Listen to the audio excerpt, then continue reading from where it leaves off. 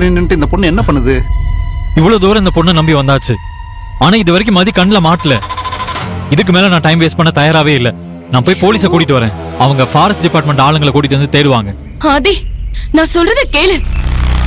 இந்த காட்டுல உள்ளவங்களால மட்டும்தான் கண்டுபிடிக்க முடியும். நீ கொஞ்சம் பொறுமையா இரு, மதி கிடைச்சிருவா. மகிழினி, போதும் மகிழினி. ஒருத்தரை பிடிச்சிட்டாலே போதும், நீ அளவுக்கு அதிகமா அவங்களை நம்ப ஆரம்பிச்சிருவ. அதுதான் உன்னோட பிரச்சனையே. நேரம் ஆக ஆக மதியோட உயிருக்கே ஆபத்து. அதை முதல்ல புரிஞ்சுக்கோ. இங்க போலீஸ் வந்தாலும் ஃபாரஸ்ட் ஆபீசர் வந்தாலும் எங்க கிராமத்து ஆளுங்க கிட்டதான் உதவி கேட்பாங்க. நான் சொல்றத கேளுங்க, மதி பக்கத்துல தான் இருப்பாங்க. மதிய தூக்கிக்கிட்டு நம்ம வேகத்துக்கு அவங்களால போயிருக்க முடியாது. அதனால நாம மதிய நெருங்கிட்டோம். மதி எங்க இருக்க?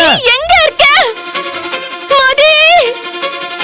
நாங்க பக்கத்துல வந்துட்டோம்.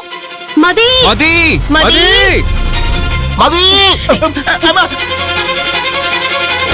மதி மதி மதி மதி எங்க இருக்க? மதி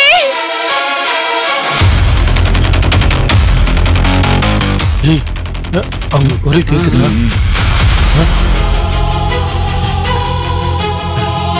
நீங்க எங்க இருங்க, நான் போய் பார்த்துட்டு வரேன்.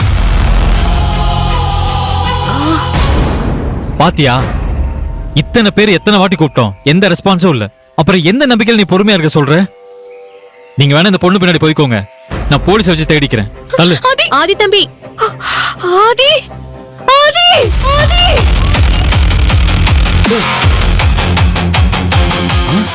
மகள் ஆதி கத்ரா பயப்பட்டு மதி அங்கதான் ஆதி கேக்குது. மதி எங்க இருக்க? காட்டுமல்லி, உனக்கு சத்தம் கேட்டுச்சா? மதி இங்கதான் இருக்கா. கரெக்டா எங்க இருக்கான்னு பார்த்து சொல்லு. மதி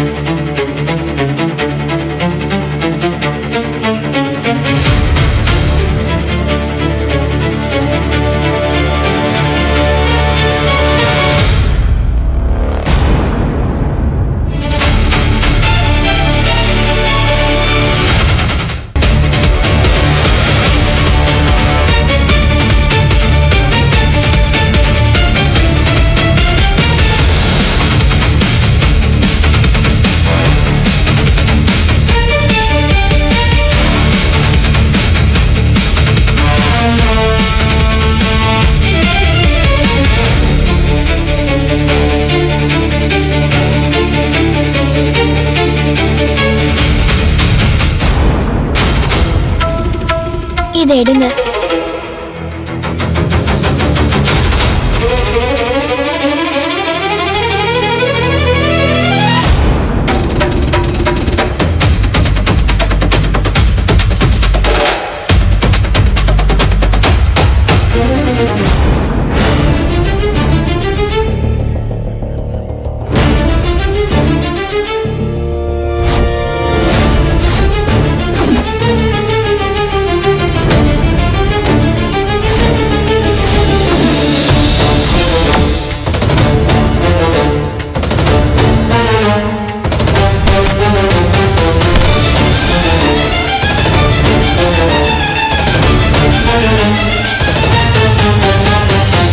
அண்ணே, மதி கூட்டிட்டு போங்கண்ணே.